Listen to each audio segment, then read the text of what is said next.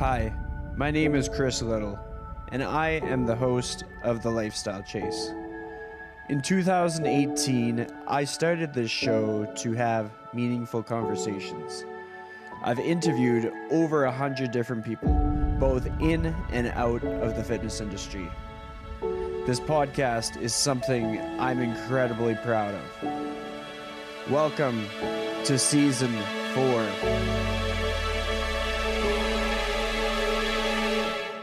Thanks for joining me.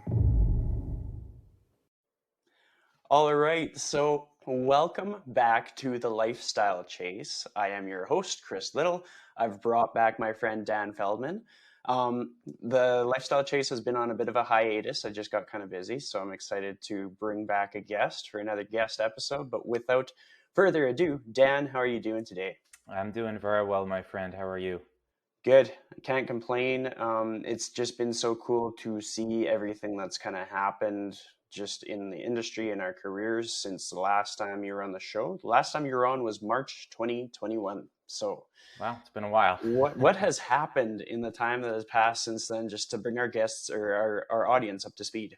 What has happened since then? So now I spend most of my time running a insurance-based private practice here in the United States. I was getting that set up, I believe, in March 2021, but it wasn't like a full-time gig for me. So now, I see clients most via telehealth, every week or every other week, be it weight loss, more complex disease states people need medical nutrition therapy for, muscle gain, things like that. And most of my clients use their health insurance, so most of them don't actually have to pay, which is cool. So that's what I spend most of my time doing. Currently, I also do some part-time work. I think I was doing it back then as well for examine.com, doing some research reviews for them. When I'm not doing that stuff, still posting on social media, on Instagram, powerlifter dietitian, still powerlifting. I think that pretty much, I moved to Jersey City since then, but that's, I think, pretty much what's happened. Well, I mean, that is a good summary, and we'll be able to kind of dive deeper into some of those things. But something that I think brings a lot of value to anybody that follows you is your ability to take really high level information and deliver it in a way that's more constructive and not so much that they feel bad when they're learning it. They kind of feel like they walked away with something. So unpack your process a little bit as to how you got to where you are with your content creation, because I've noticed it's refined itself over a period of time, and I can imagine there's been some bumps along the way and maybe a learning moment. So let's talk about that. Yeah, so when I do pretty much anything, I tend to just start, and then as I go, kind of see what works and what doesn't work. And it's been the same thing with posting on social media, posting on Instagram. When I started posting first back in 2019-ish, 2018-ish, it was mostly training videos. But I've always had an interest in reading nutrition research and explaining it. So I started to post some of that stuff. That got some traction. So I started to post more stuff kind of explaining complex nutrition topics. And over time, I started to realize that posting an image that was very eye-catching, like a graphic that was very eye-catching, that would explain the point and also grab someone's attention, those posts tended to do really well, so I started to gravitate more towards those, those kind of graphics with kind of arrows pointing to things and kind of images that can explain something very complex in a simple manner, if that makes sense. Because with social media, I find it's a balance between wanting to have accurate information, but then also wanting to grab someone's attention, because it's ultimately a competition for people's attention. So if, I found that if I could find that balance between, grabbing someone's attention, but also not just saying random shit, because it's easy to grab people's attention and to make eye-catching content if you just say whatever you want, like, oh, water is poison. Well, you know what I mean? Like, just ridiculous things. But if I could kind of find that balance over time, I saw what worked and what didn't work. Now, more recently, things seem to be moving more towards Reels. Instagram at least wants you to do these little videos. So, I've recently started kind of navigating how to, create, brief videos that do still kind of serve that same purpose. So I've just recently been diving into that. So that's been kind of my process there. It's like I said, it's really that balance between being able to understand and interpret the research, but then also being able to explain it and express it in a way that can that doesn't require a great deal of focus, something that can be delivered to an audience that might not have the largest attention span, because that's sort of what social media is, if that makes sense. Yeah, absolutely. It's super clear. So something that I kind of wanted to talk about with regards to being the person who creates the content is oftentimes, in many instances, the most qualified people are the most reluctant to create content. Like the people who actually understand how to create research are going to hesitate more on creating that helpful content, and the people who don't understand how to read research at all aren't going to hesitate whatsoever, and they'll just say like cereal is bad for you, and they'll just do like 12 videos a day. So do you find that that is something that kind of speaks to you, that you relate to? Is that a process you've had to kind of battle and overcome? Yes. It's funny because over the past few months, I've actually been a lot less motivated to post on social media, to be honest with you. For one, a lot of people on social media just kind of suck. I'm sure you've experienced this, just people trolling and people just saying horrible things that like no adult would normally say to another adult, in person, but just really rude things. And it's like, there's a big part of me that just doesn't want to deal with that. Also, it's pretty time intensive if you want to do it right, and if you want to actually have your information be accurate, because as you well know, a lot of topics are relatively nuanced, and to articulate a point accurately, it requires a bit more time, and to create content that is accurate is pretty time intensive, especially with the videos. Like those can take a couple hours, a few hours to make, you know what I mean? So between that and, obviously what I do with my business, which is seeing clients, one-on-one, not that everything is about money, but that is my livelihood, and the Instagram is just sort of this like fun thing, so I do think that makes it difficult to kind of want to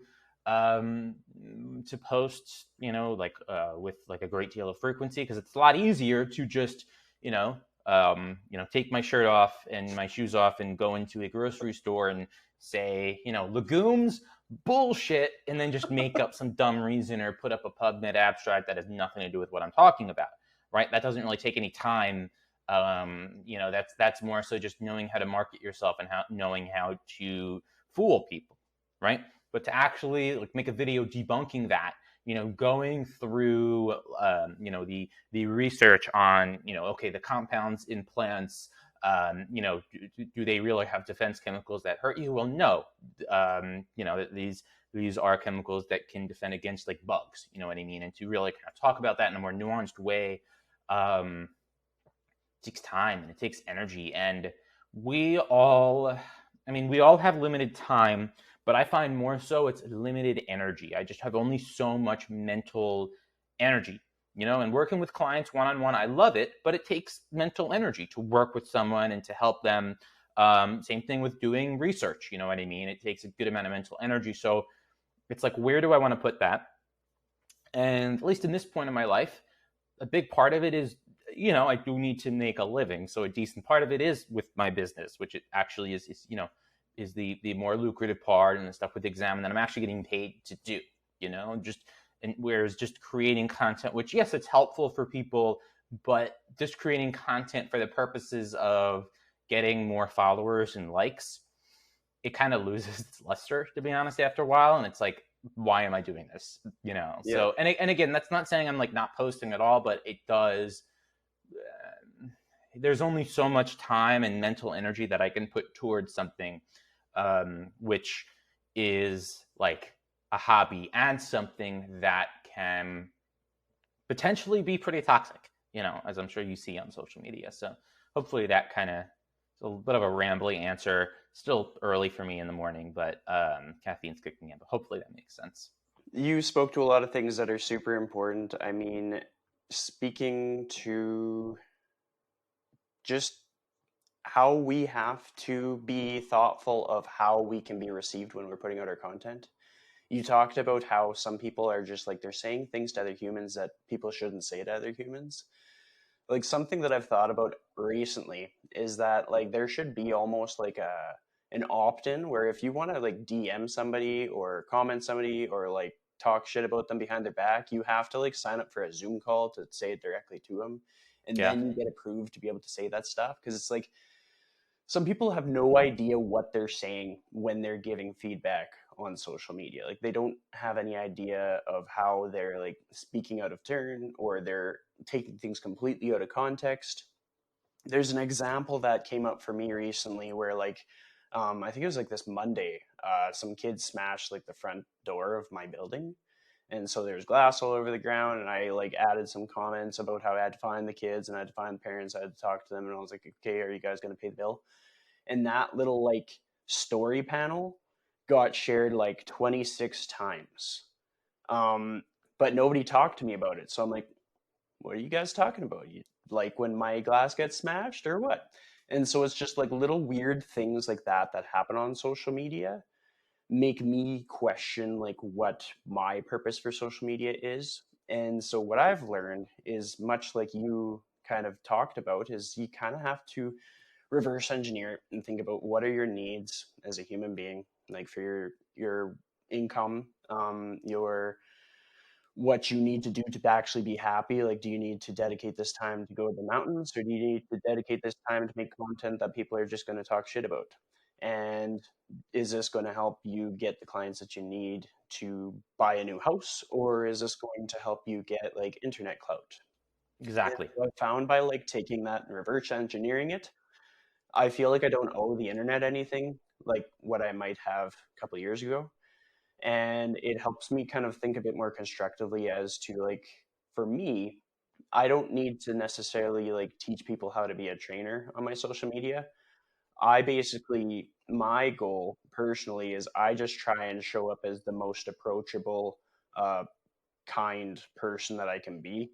And if somebody thinks I'm an idiot, I'm fine with that, because most of the people that work with me have said that they work with me because of my approachability and just like emotional intelligence, stuff like that. So that's what I showcase. And then if somebody is saying that I don't look like I lift or anything like that, it doesn't really matter, because my clients think I look like I lift. So that's all I need, really. Yeah, exactly. One thing that I wanted to highlight about just being able to see your path from a distance through the social media is you've gotten really, really jacked. So I wanted to showcase that and just make sure that you knew that I am seeing and inspired and everything like that. What's that quest been like for you? Yeah. So, by the way, I like the angle I've got on the video I have here. I don't know if this will just be audio or video too, but It's it video. like makes okay, cool. Because the delts are coming in, and I'm at perfect distance to the camera where I can try and fill it out. But no. So I guess technically I've been lifting weights since 2012, but I mean, a lot of that time was like suboptimal stuff, like trying to constantly lose fat, whatever. So, I wouldn't say I was training like kind of more properly until maybe 2017, 2018. Started. That was when I got into powerlifting. Hired Eric Trexler from Stronger by Science as a coach, and late 2019. And the goal was really focusing on powerlifting and also building muscle, and that has really been the path. Since then, I'm actually in a fat loss phase currently for a powerlifting meet that's coming up. But really, the process has just been pretty straightforward.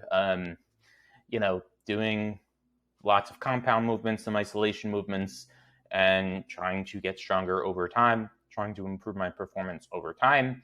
And more recently, I've been able to get pretty lean, which makes me look more jacked, with my shirt off. But really, it's very straightforward. It's doing the same shit. The compound movements. Some isolation work, kind of strategically put as needed to increase volume on certain muscle groups. But it's really the basics. Some squats, some deadlifts, some variations thereof, some single leg stuff, obviously some bench press, plenty of rows, some vertical pullings, lat pull downs and chin ups, and some overhead pressing with dumbbells and barbells, some isolation work for, my hamstrings, my quads, biceps, triceps, stuff like that. Really nothing too complicated, but just rinsing and repeating over a long period of time. And that's it. There aren't really any huge, crazy secrets. And, being a dietitian, I do ensure that my calorie intake is at an appropriate level where I can gain muscle, or at least maintain it at right now while I'm losing fat, and eating sufficient protein, enough carbs for fueling my training. Really straightforward stuff, you know what I mean? It's nothing too crazy, but just doing it over time, and keeping meticulous track of progress over a long period of time. Absolutely. I mean, recently there was a post by one of my friends, and it was talking about how it would be amazing if more trainers kind of talked about body image and confidence and insecurities and stuff, because a lot of people think that trainers and fitness professionals and registered dietitians and everybody in the industry kind of looks at themselves as being like people who would never think poorly of themselves. But the truth is like quite the opposite. And like, whenever I am noticing any kind of like a weird behavior directed towards me from somebody who doesn't know me, I have to jump to that conclusion that they're probably like really battling something internally. And so it's not so much their assessment of me, but more so it's an inconvenient case of them assessing themselves poorly and then projecting that out to other people. And so with that piece of content, I started to talk more about just my own journey, just with like body image and just like appearances and stuff. Because like in 2019, I was very, very lean. I was doing a lot of spin classes. I was strength training like 4 or 5 times a week. My nutrition was a lot more strict. It was a lot of like garden vegetables and very high in protein. But like from a psychological level, I wouldn't say I was at the level where I'm at now as far as like confidence or just like sense of control or resiliency. It would be like anything could have taken me down then, despite the appearance of being unstoppable.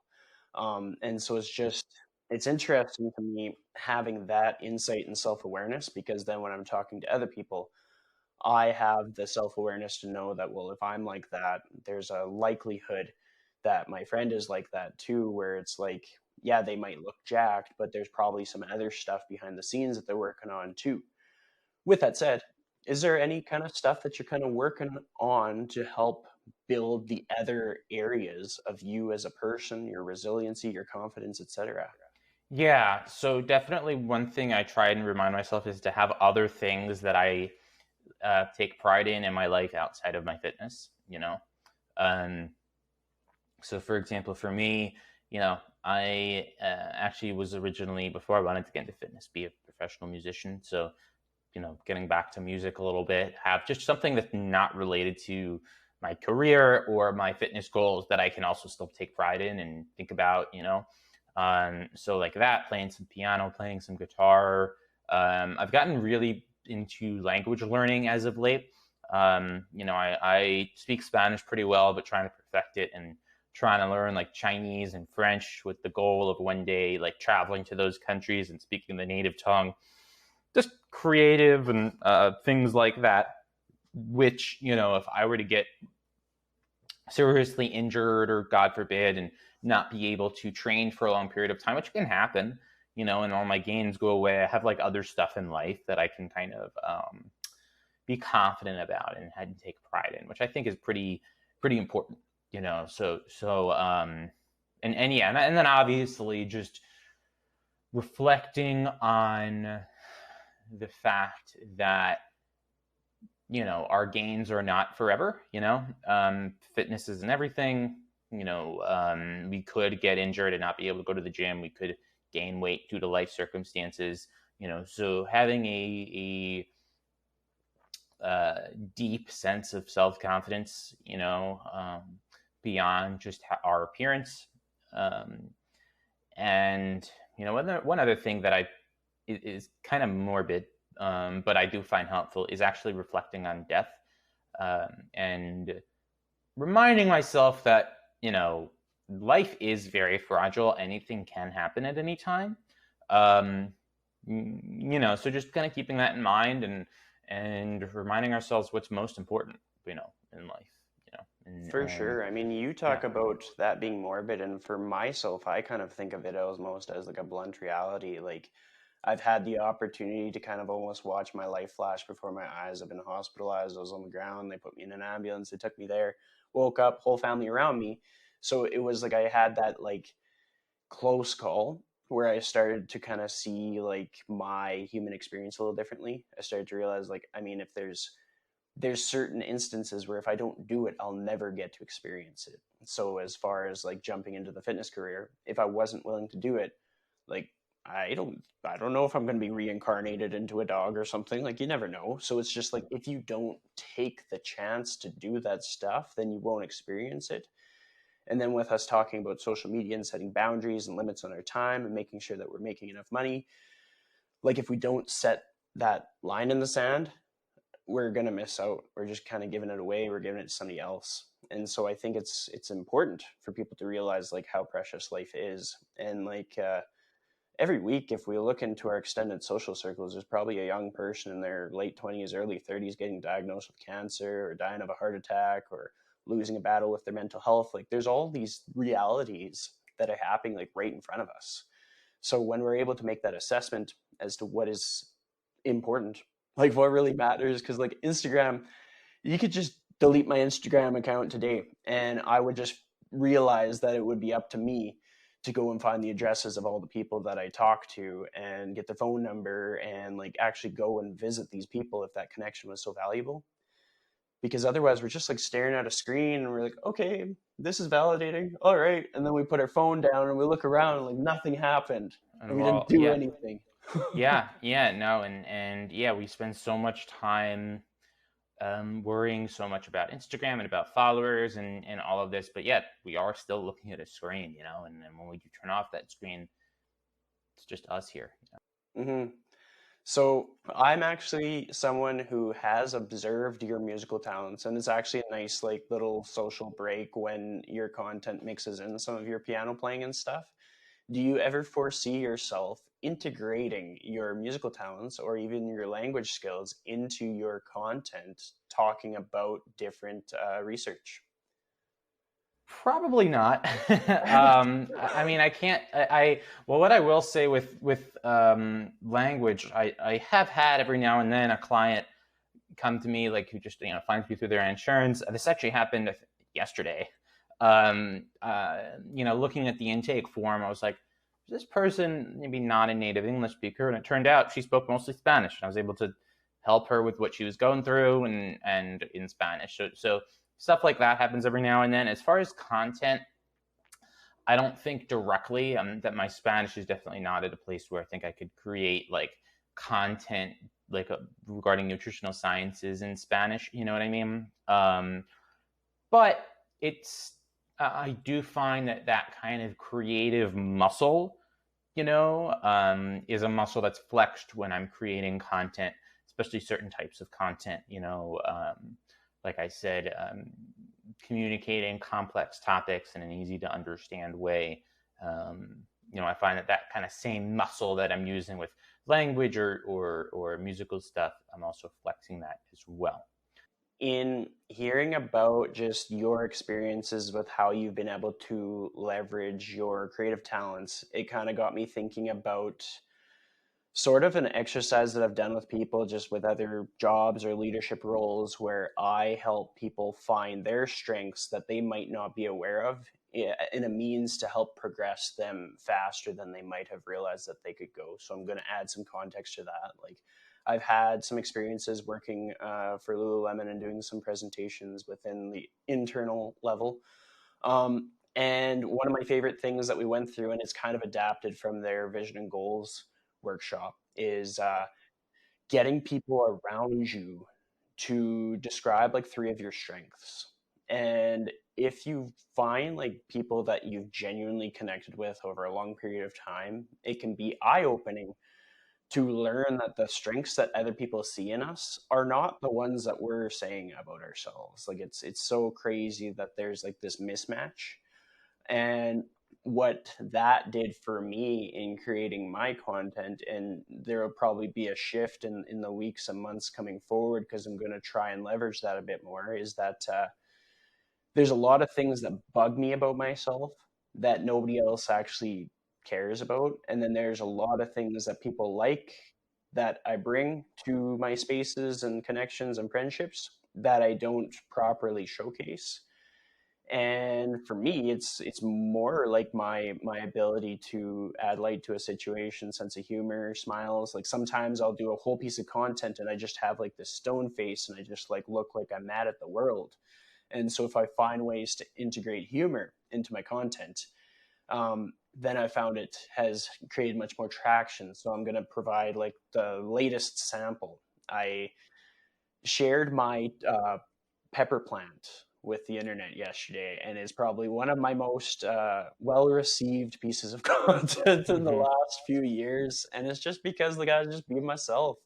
And I have a pepper plant on the balcony, and I didn't think it would grow. And so I went and I grabbed it and I showed everybody what was up. And there's like 60 pepper plants in that pot. But that's where I see a big opportunity for us to make social media more sustainable from like a mental health level, because sometimes like prior to that, my most viral content, I almost wanted it to not be viral because it got so taken out of context and so misunderstood that I was like, oh, I kind of want to shut this off. And in most cases, with regards to like gym closures, lockdowns, things like that, or it was things like the glass being smashed and then people taking it out of context and thinking that I was just like complaining about life and not just like taking initiative and dealing with it kind of thing.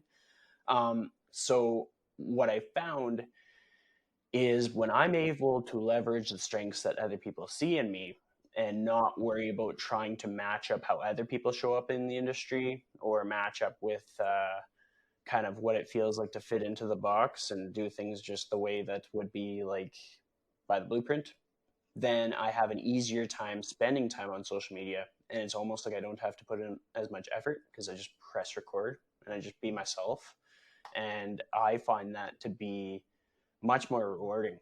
So with that said, I'm going to hold myself accountable here. What I'm actually going to do in like the coming like weeks and months, I'm not a musician at all. Like, I drum, but I also have a guitar and I don't have very many skills. I can play like 3 chords, but I'm personally going to integrate guitar and ukulele into some of my upcoming content. And like, I'm the kind of person where if I say this on my podcast, I'm going to actually do it. But you'll be able to see how that transforms in my content. And my secret hope, and it's not peer pressure or anything, but my hope is that you'll be able to kind of take some of your superpowers and add them into the stuff that you're already doing. Because like, I think it's kind of like knowing someone has so much to them and then not everybody in their audience gets to see it. So I'm someone who I kind of do a deep dive when I make connections with people, and I tend to kind of like learn a lot about them and I pay attention to things. I'm like, imagine how much more well received your content would be if people got to really like get buy-in as to who you are as a person. And then they just got more excited to see what you had to say because they got to know who you are as a full human being and not just through your intellect and your delivery and your ability to go through and understand research. Hell yeah, man. No, I love it. I think definitely the more kind of natural in that way we can make social media in terms of just being ourselves, as you said, it'll flow a bit more naturally, and it won't feel as like forced, like trying to put a square peg through a circle hole. You know what I mean? Yeah. So I think that definitely makes sense. By the way, you mentioned you only know 3 chords on guitar. Most songs are composed of like 3 chords. You know, like 1-4-5. If you can do a 1-4-5, you know, you know, C major, F major, D, D7 or G7 rather. You can play most songs, Well, with I 3 mean, chords.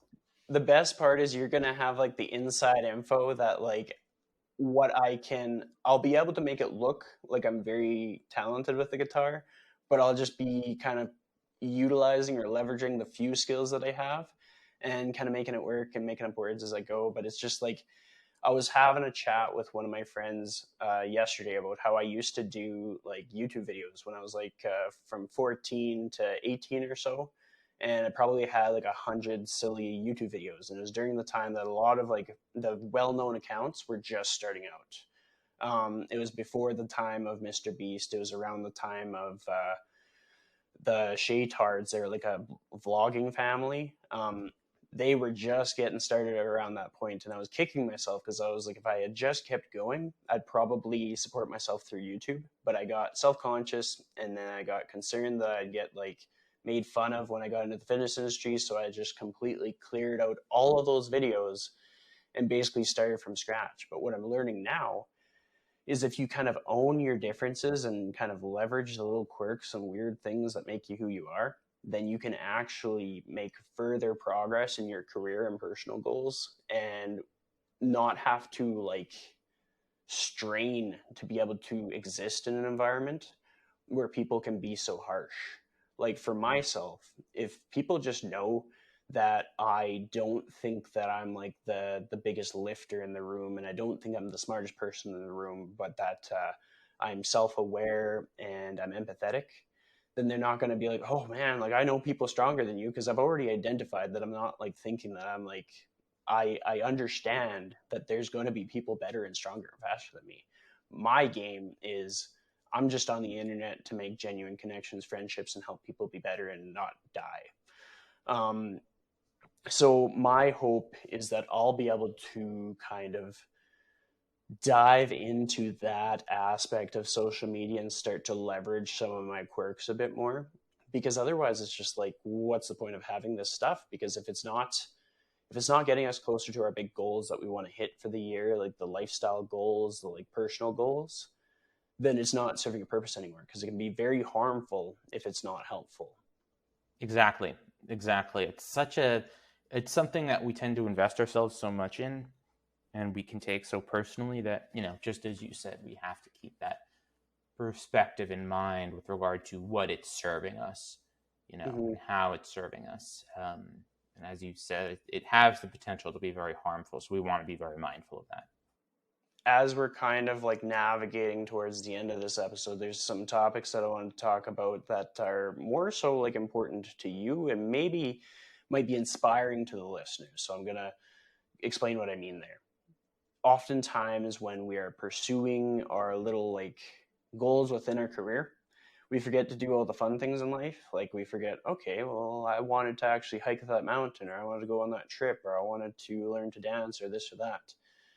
Throughout just all of the closures and lockdowns and stuff like that, a lot of people probably had some time for self-reflection to kind of like hopefully have sort of like a aha moment where they're like, oh, if I don't do this by the time I'm like 40, that's going to really suck. So what I want to know is, in like the next like year, what are some things on your bucket list that might not necessarily have anything to do with your career that you want to check off that would just mean the world to you if you actually were able to accomplish them? The next year. Yeah.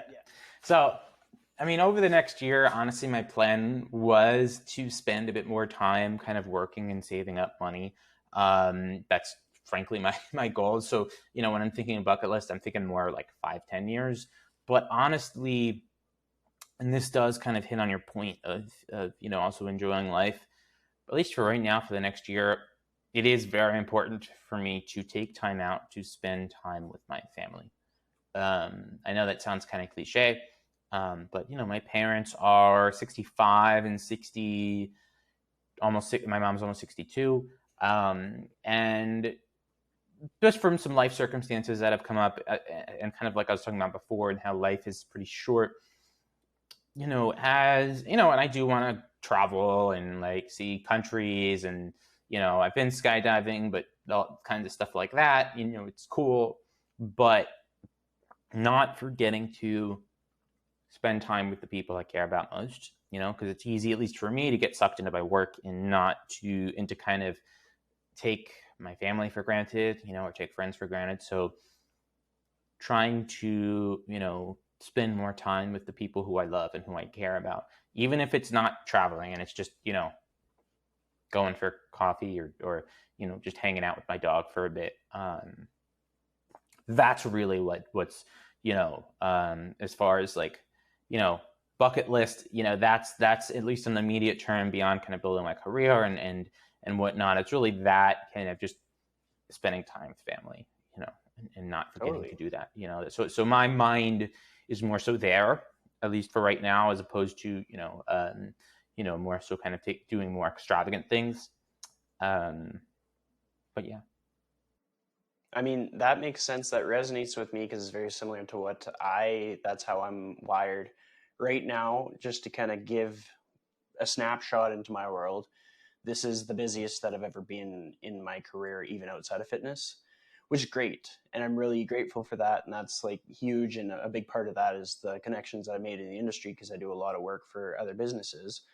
But one of the things that I realized that I really needed going into it, and a big part of this was because of like the lows of gym closures and just isolation and everything, I realized how non-negotiable my time with family and friends was.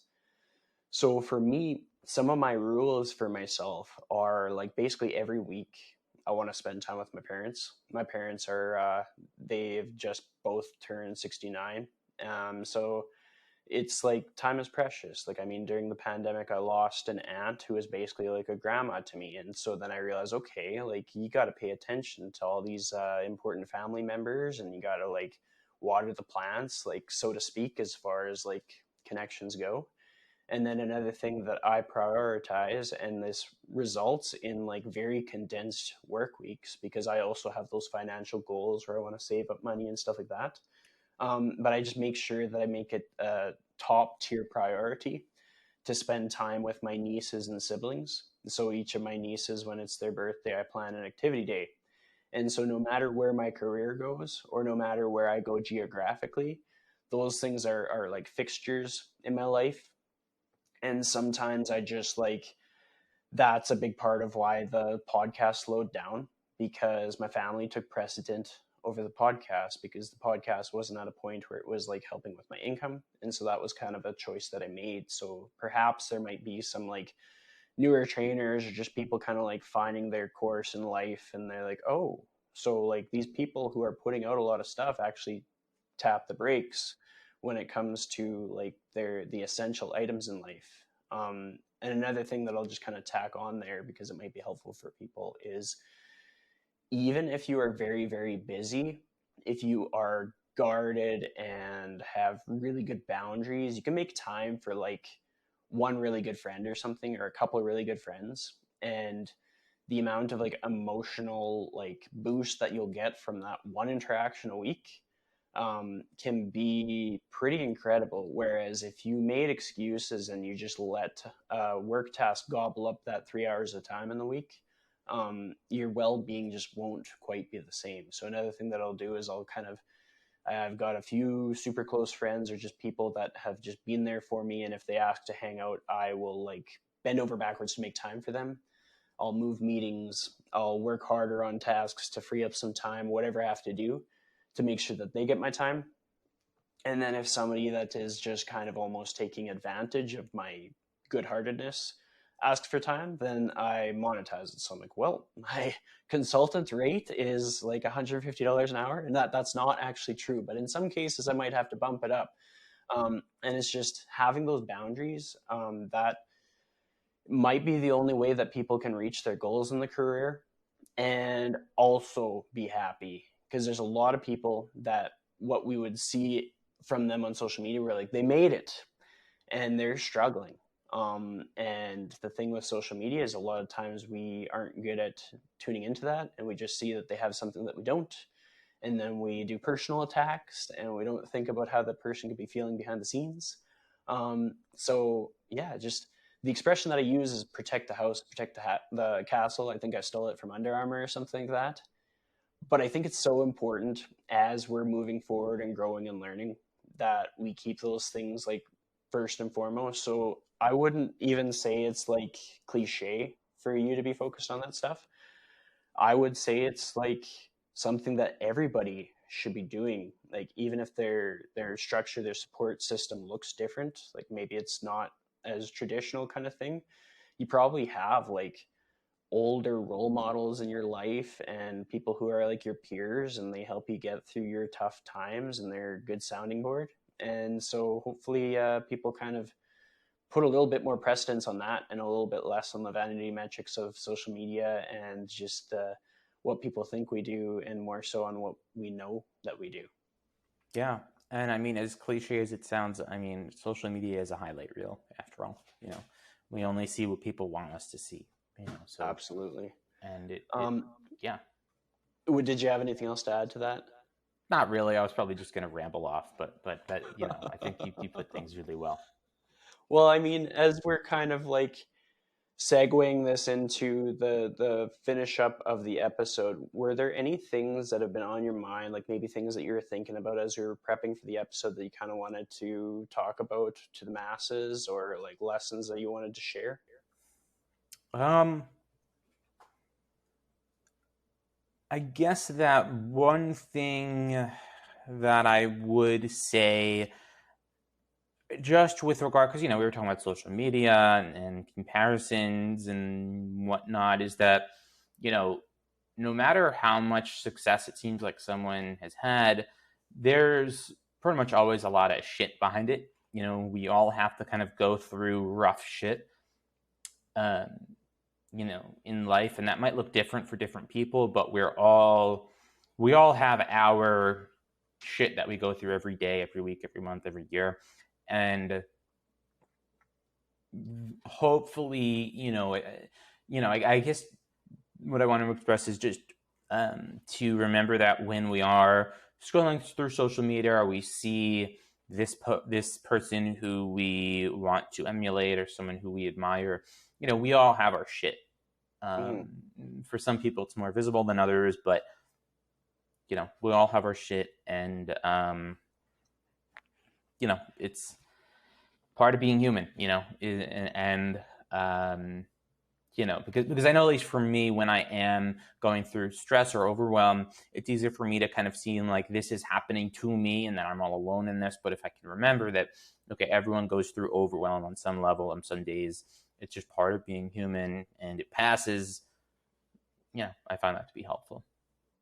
Well, to kind of cap that, there's an expression that I heard a while back, and it really kind of stuck with me, and it's something that I reflect on often. And my use of this expression might be out of context, but this is the way that I use it. The expression being, never meet your heroes. And the way that I interpret that and reflect on that is being that, like, oftentimes we'll sit back and we'll see like our mentor, our role model, or that person that we want to like model ourselves after. And we think that by the time we get to that level, all of our like demons and our problems and our battles that we face, our insecurities, our mistakes, our like history will just like be wiped clean.